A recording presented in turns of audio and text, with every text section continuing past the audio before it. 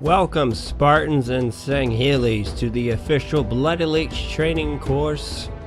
Today, with a leader Gogaji Mente, I will be going over strafing. What is strafing?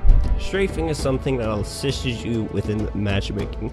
Potentially, it is one of the most important things within matchmaking that a player will need to do on every encounter. And yes, I mean every encounter. There are a few exceptions to this and using this as a counter, but for the standard of this training course, we will only be using basic scenarios. There are several different kinds of strafing. There is the basic strafe, or also known as the inner strafe. There is a normal strafe. There is an outer strafe. As these videos will depict the different types of strafing, the pillars on the outside will show you the different types of strafing, as the two inner pillars are known for the normal strafe and the outer strafe is outer pillars for the outer pillars. Strafing can integrate jumps, crouches, and all sorts of other things into the strafe. In most cases, being face forwards to your opponent is the best scenario for strafing. For strafe to be successful, you also have to understand positioning to an opponent. The severe circles that we've been using in this training map show you the different outcomes of strafe or the positioning towards yourself towards a player. In the case that you're standing in the middle, such as Son of a Sunbutt here in this photo, will depict where you stand relative to a player in a combat field. The sphere represents the center, aka you.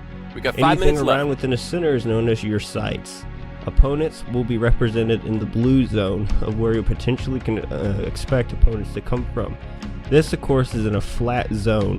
In combat spaces where there's walls and all that, the sphere will be distorted or changed due to elevation and or positioning, but pretty much can be seen as the same as if painting over.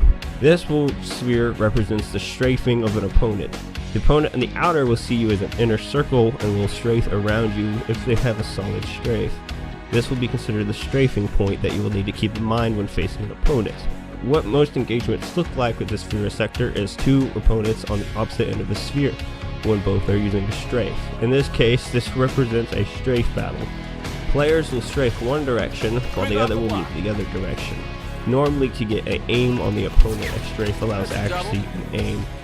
Some cases, it can be reversed, vice versa, and in a normal engagement, it'll look something like this.